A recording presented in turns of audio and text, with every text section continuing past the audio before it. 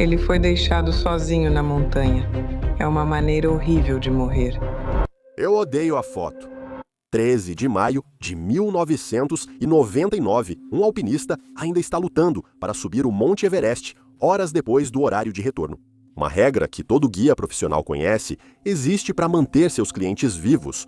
Sua empresa de guias dirá depois que o problema foi o clima. Eles dirão que as condições pioraram de repente e que nada podia ser feito.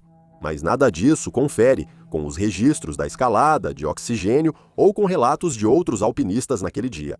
Só uma pessoa desce viva, e a única explicação que o mundo ouve vem da mesma empresa responsável pela escalada. Pelos próximos 25 anos, uma família vai tentar entender como seu filho morreu, enquanto detalhes importantes desaparecem silenciosamente. Esta é a história de Michael Matthews, e porque muitos acreditam que toda uma empresa de guias encobriu o que realmente aconteceu no Everest. Bem-vindo ao Extreme. Quando alguém que amamos morre de forma misteriosa, a dúvida é natural. As perguntas se multiplicam. A versão oficial nunca faz sentido completamente e algumas famílias passam anos, até décadas, buscando a verdade. Michael Matthews era um operador de opções de 22 anos em Londres. Em 1999, ele trabalhava em uma mesa de operações no Distrito Financeiro, aquele trabalho em que você toma decisões milionárias. Antes do almoço, ele já ganhava muito dinheiro e vivia o sonho de jovens profissionais ambiciosos. Michael herdou algo de seu pai, David Matthews, não dinheiro, mas ambição. David, que era bilionário, construiu sua fortuna passando de filho de mecânico a dono de hotéis lendários.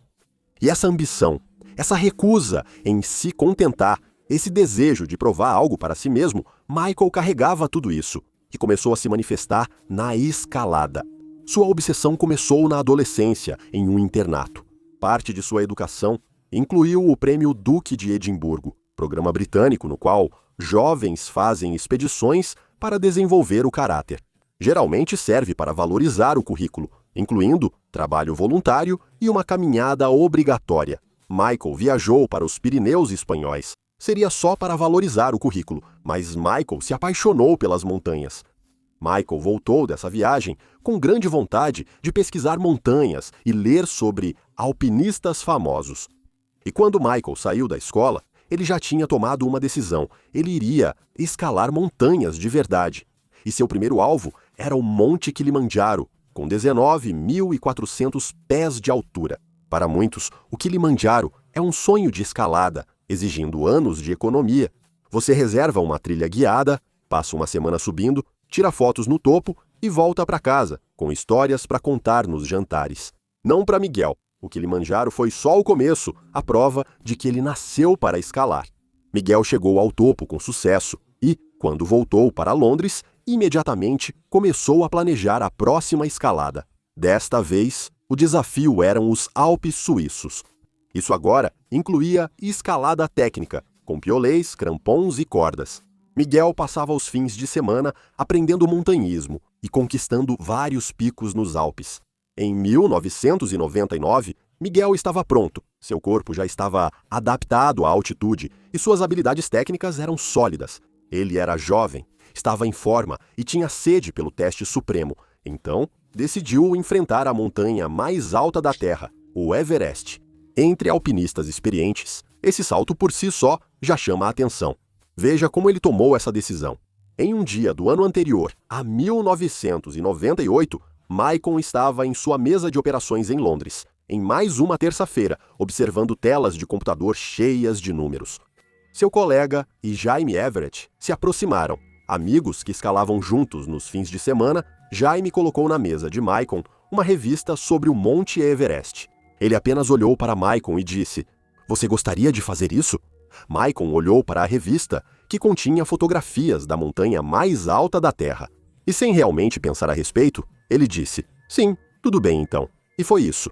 Casual e espontâneo, do jeito que você se compromete com quase qualquer coisa quando tem 22 anos. Michael e Jaime decidiram escalar o Everest. Michael não simplesmente comprou uma passagem para o Nepal e apareceu no acampamento base. Ele era impulsivo, não imprudente. Ele sabia que o Everest exigia uma preparação séria Então, em janeiro de 1999, 4 meses antes do Everest, Michael foi para a Argentina escalar o Aconcagua, o pico mais alto da América do Sul, com quase 7.000 metros de altitude. É o teste definitivo para alpinistas sérios, porque responde à única pergunta que importa: seu corpo vai aguentar acima dos 6.000 metros. Michael escalou com seu pai, Davi, para se prepararem e depois enfrentarem o Everest juntos. Pai e filho no topo do mundo. Mas havia um problema.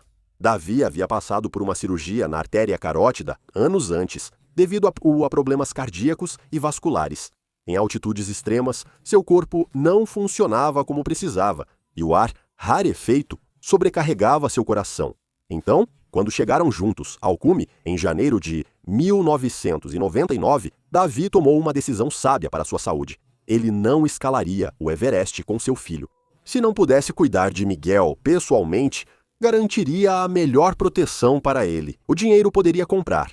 Para a expedição de Miguel, Davi pagou $40.000 para Out There Trekking, uma empresa de guias sediada em Sheffield. Agora, $40.000 em 1999 era muito dinheiro. Com esse valor, você esperaria apenas o melhor, e o histórico da OTT era exatamente isso, o melhor.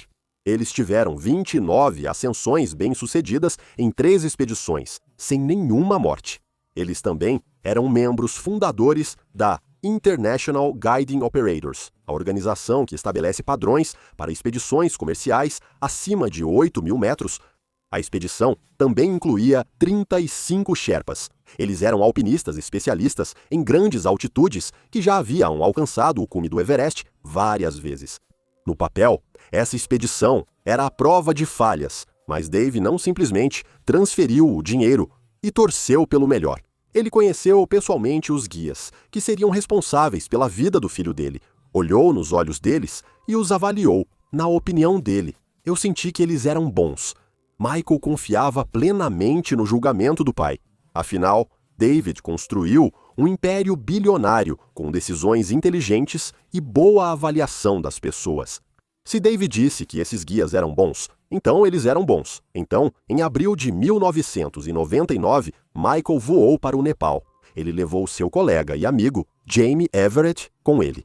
A expedição iniciou com uma caminhada de 8 dias de Lukla, ao acampamento base do Everest, onde Michael provou por que merecia estar ali, frequentemente liderando o grupo. O corpo dele estava respondendo muito bem à altitude, sem dores de cabeça, sem náuseas, sem sinais de mal da altitude, apenas um progresso constante e forte dia após dia. Ao chegarem ao acampamento base em abril de 1999, Michael conheceu o restante da equipe da expedição. Eram 13 alpinistas ao todo, além de 35 Sherpas para essa expedição. A preparação real para escalar o Everest começou no acampamento base, pois não é possível simplesmente correr até o topo. Seu corpo não aguentaria e você desmaiaria. No topo da montanha, o ar tem só 1/3 do oxigênio do nível do mar. Então, para sobreviver, você precisa treinar seu corpo para se adaptar a menos oxigênio no sistema através de rotações. É um ciclo brutal.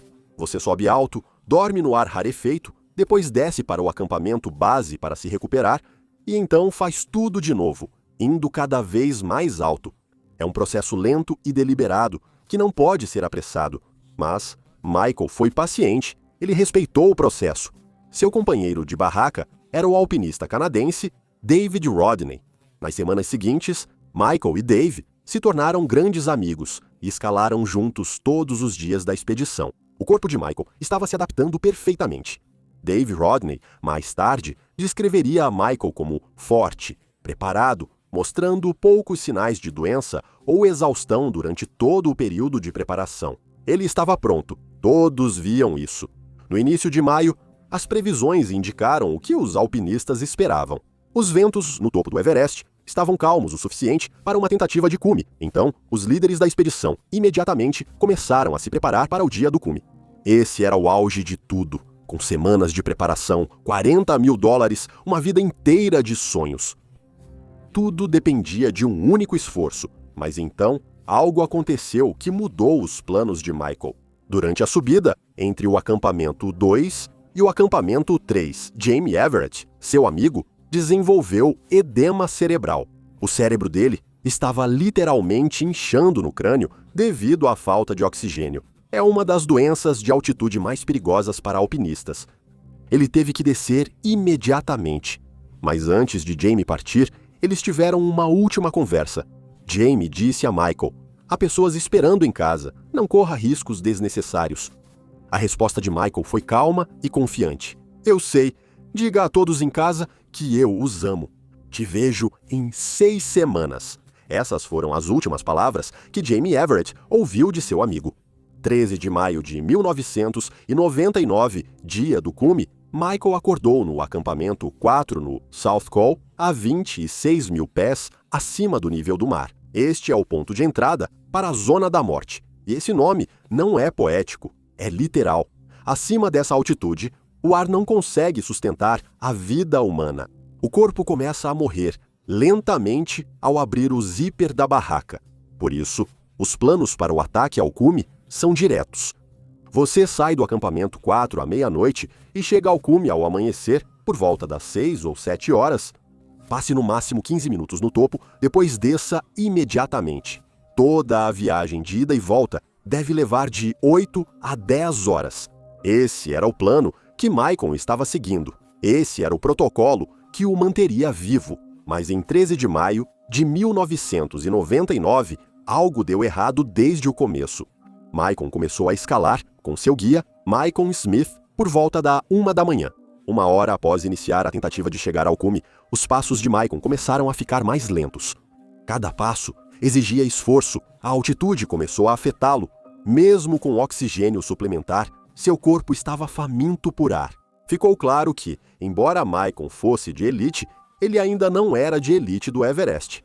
Mas ele continuou subindo um passo de cada vez, avançando lentamente em direção ao cume. Com o passar das horas, os outros alpinistas avançaram mais rápido e com mais força, enquanto Michael e Mike ficavam cada vez mais para trás do grupo.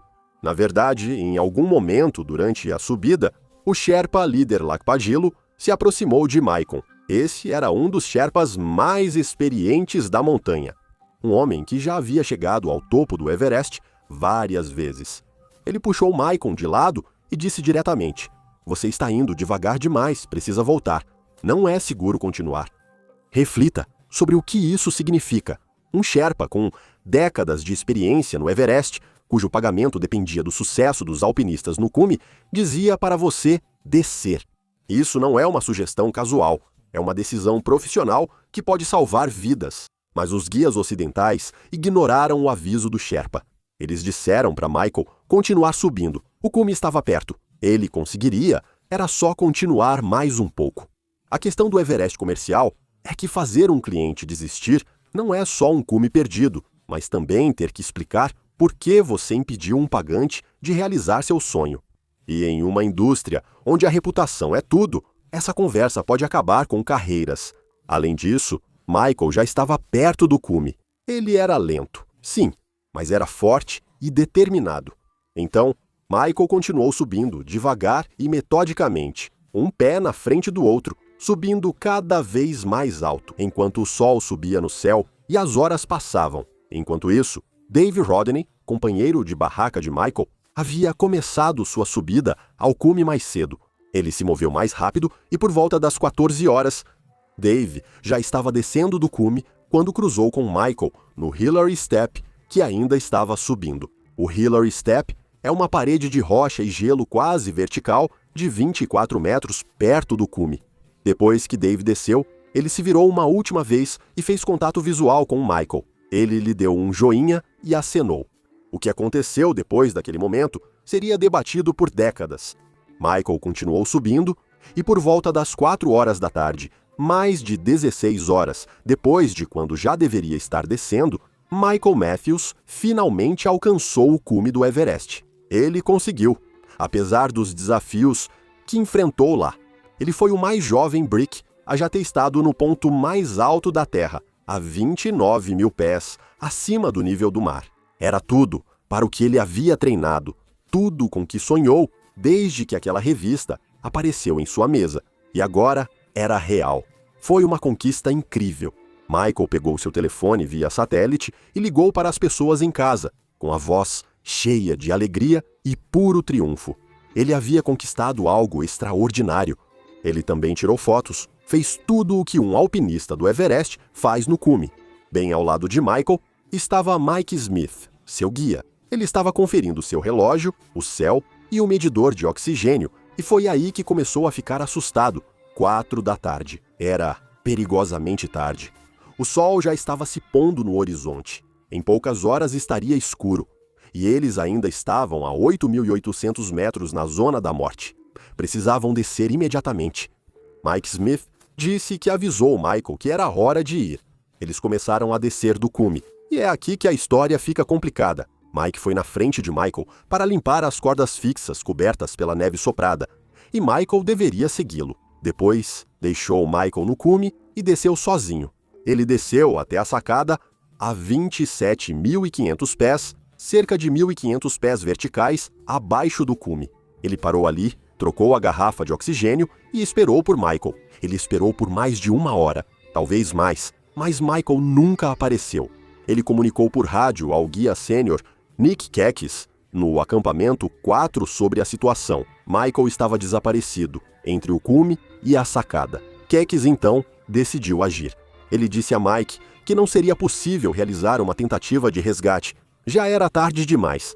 Para piorar, o tempo começou a piorar. Uma nevasca estava prestes a chegar. Era simplesmente perigoso demais voltar. Então, Mike desceu para o acampamento 4 sem seu cliente. Na manhã de 14 de maio, os guias precisaram contar à família Matthews o ocorrido com seu filho e relataram a seguinte história.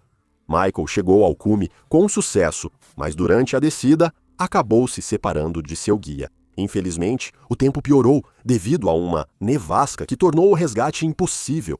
Disseram que Michael morreu de exaustão entre o South Summit e o balcão e que nada podia ser feito. Essa era a história. Era algo limpo, simples e trágico, mas compreensível. Montanhas são perigosas, o tempo muda, as pessoas morrem. A família Matthews ficou destruída, mas eles acreditaram nos guias, porque o que mais poderiam fazer? Os guias estavam presentes, viram o ocorrido, conheciam a montanha e realizaram um serviço memorial. Apesar da dor, precisavam seguir em frente. Essas coisas acontecem, especialmente em um esporte de alto risco como o montanhismo. E então, eles receberam uma ligação que mudou tudo. 2 meses após a morte de Michael, em julho de 1999, um homem chamado John Krellin ligou para David Matthews. John havia participado da mesma expedição OTT e escalou ao lado de Michael durante as rotações de aclimatação. Ele estava no acampamento base quando Michael sumiu, e John tinha informações que os guias não disseram. John contou a ele: o equipamento de oxigênio falhou. Vários alpinistas tiveram problemas com seus sistemas, as garrafas não funcionaram direito. David Matthews ficou atônito. Os guias nunca citaram problemas no equipamento. E David pensou: se o oxigênio falhou, não explicaria por que Michael se movia devagar e não conseguia acompanhar. Isso não mudaria toda a história? Então David fez o que qualquer pai faria. Ele começou sua própria investigação. Ele ligou para outros alpinistas da expedição, fez perguntas para entender o que ocorreu na montanha e ficou furioso com o que descobriu. A OTT Expedições havia anunciado sistemas de oxigênio POISC em seus folhetos. Cilindros de liga de titânio com Kevlar e fibra de carbono, padrão ouro para escalada em alta altitude. Por isso, Mikhail pagou. Davi pensava que seu filho usava isso, mas não foi o que os alpinistas receberam. O que a OTT forneceu foram cilindros LSE, fabricados no Reino Unido, mas, mais importante, eles vinham acompanhados de reguladores de fluxo POISC. São sistemas diferentes e incompatíveis que exigem adaptadores personalizados para a conexão, o que complica ainda mais a situação. Vários alpinistas relataram a David que esses adaptadores não encaixavam direito e precisaram ser ajustados manualmente no campo para funcionar. Reflita. Você está no acampamento base do Everest e alguém usa uma lima para desgastar conexões de metal. Para o sistema de oxigênio funcionar, você lixa os componentes responsáveis pela vedação hermética. dos quais sua vida depende. Na zona da morte, David conversou com Dave Rodney, colega de barraca e grande amigo de Michael. Dave confirmou. As garrafas de oxigênio eram híbridas e exigiam consertos frequentes.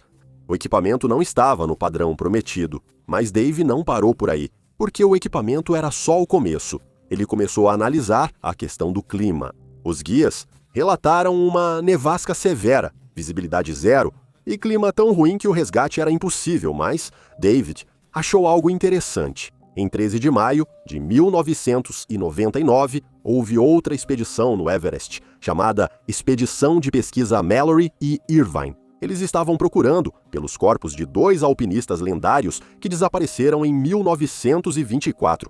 Essa equipe escalava o lado norte do Everest, mas monitorava toda a montanha e mantinha despachos meteorológicos detalhados.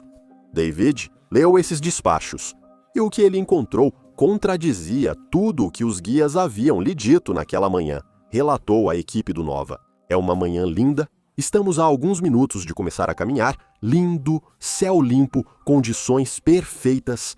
Mais tarde, no mesmo dia em que Michael desapareceu, eles relataram que 14 pessoas do lado sul, 9 sherpas e 5 alpinistas estavam no topo.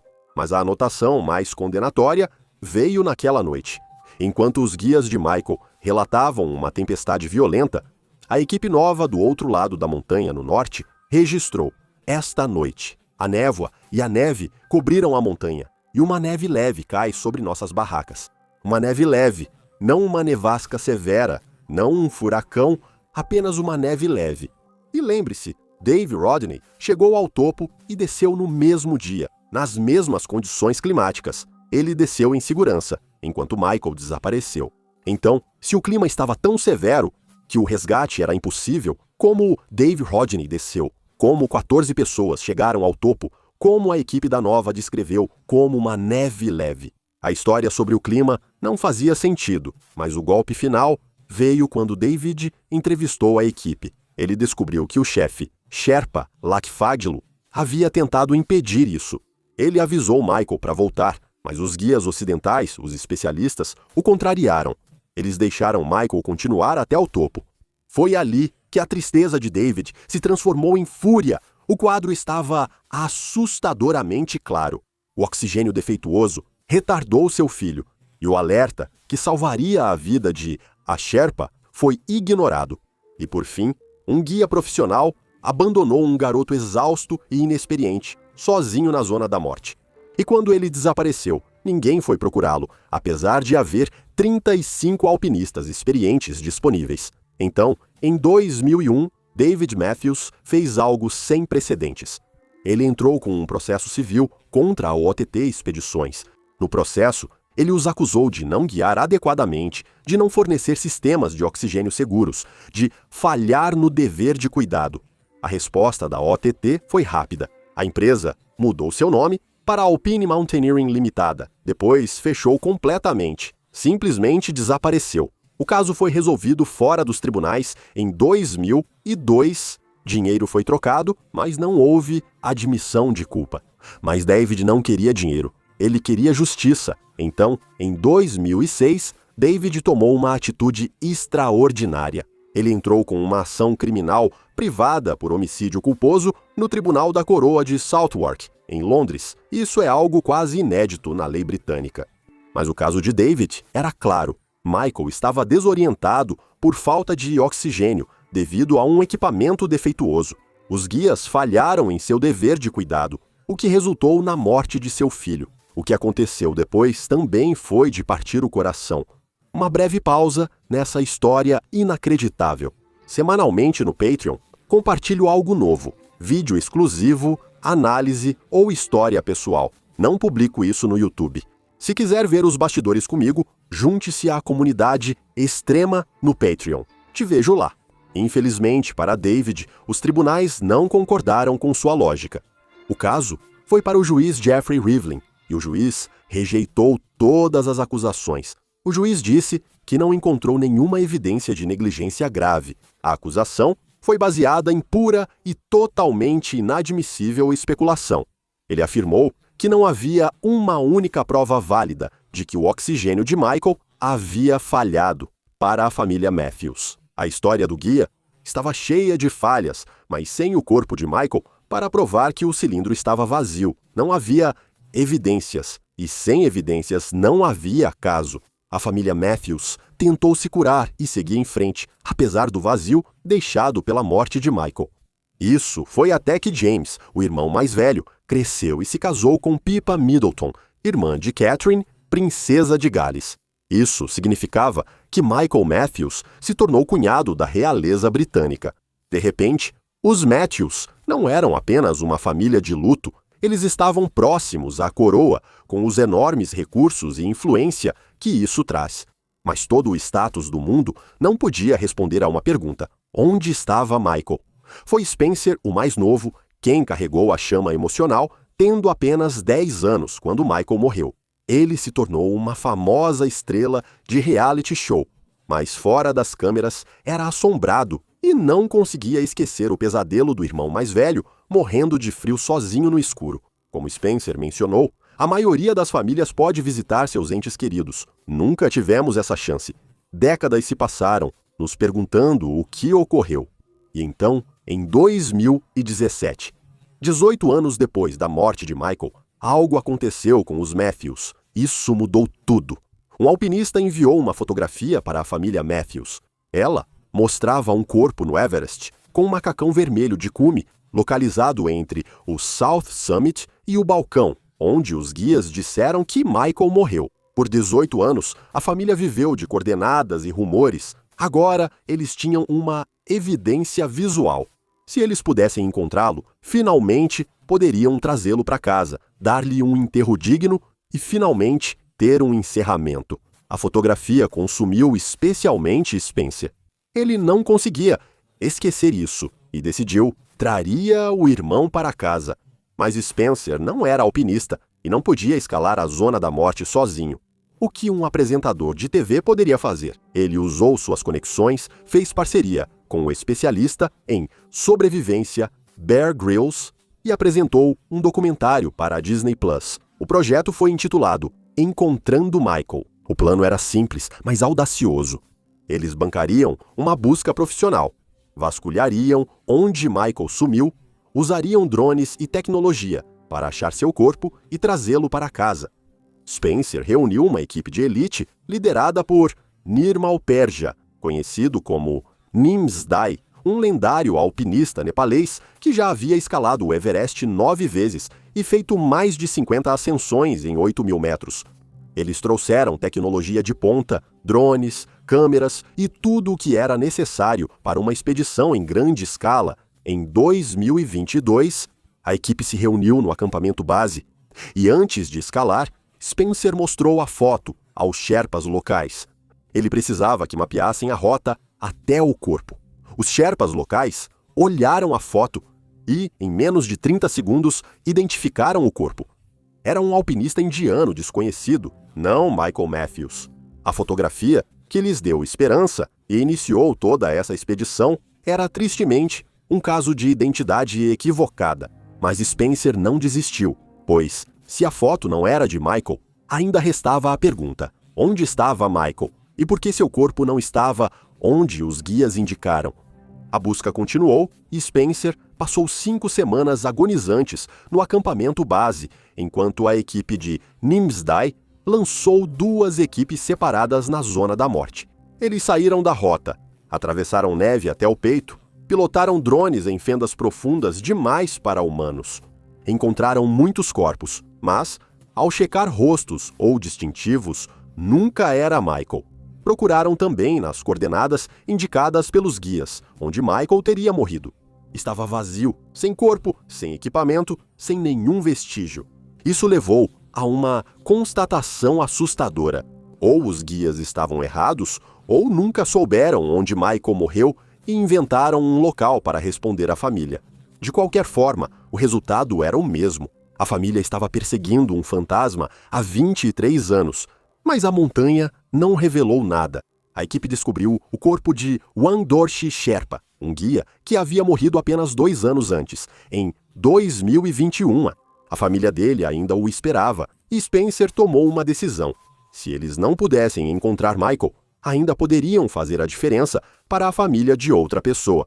A equipe recuperou o corpo de Wang Dorshi e o retirou da zona da morte, devolvendo-o oficialmente à família no Nepal. No documentário, você vê a filha de Wang Dorshi desabar ao finalmente ver o pai novamente. Ela teve um desfecho, pôde se despedir. Foi um momento bonito, mas devastador. Spencer deu àquela família exatamente o que ele não pôde dar à sua própria. A família Matthews decidiu não tentar novas missões de recuperação que custariam de 40 a 70 mil dólares a mais e exigiriam mais riscos. Vidas de Sherpas não tinham garantia de encontrá-lo. O caso de Michael Matthews não foi isolado. Houve outra morte no Everest com um alpinista ainda vivo. O resgate foi tentado por horas e a pessoa ao lado dele acabou tendo que escolher entre duas pessoas morrerem ou uma. Essa decisão controversa foi debatida por anos e mudou para sempre a forma como as pessoas veem os Sherpas.